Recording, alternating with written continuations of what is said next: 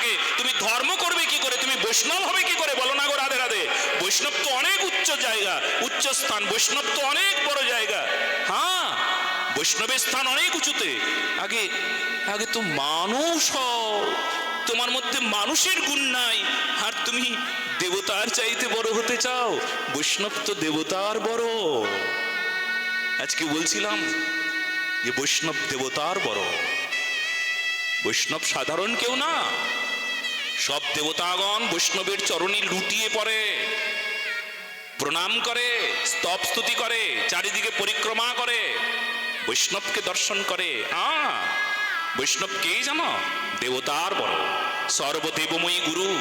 একজন গুরু বৈষ্ণব কেমন জানো?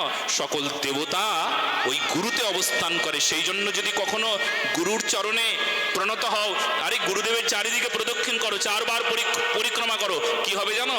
তোমার সর্বতীর্থে পরিক্রমার ফল তুমি ঘরে বসে পাবে।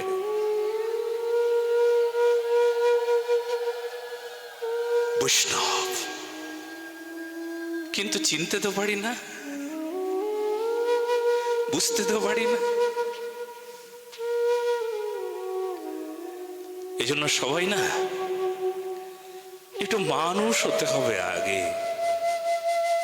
মানুষ হলে বৈষ্ণবটা সহজে খাওয়া যাবে। প্রাইমারি স্কুলে পড়ে তারপর হাই স্কুলে যেতে হয়, কিন্তু একবারে পিএইচডির কোর্স নিয়ে বসে আছি, বৈষ্ণব সেজে গেছি। বুঝেছো ব্যাপারটা?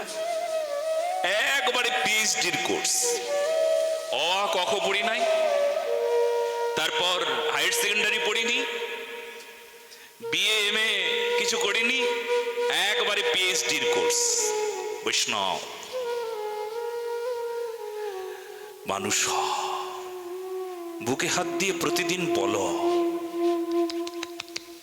আমি কি মানুষ? মানুষের গুণ আছে রে, ওরে মানুষের গুণ আছে। মানুষের গুণ থাকলে ধর্ম থাকবে। মানুষই হতে পারলাম না, এই জন্য তো প্রতিটি মানুষকে আমি বলি জোর হাত করে, মানুষ হও।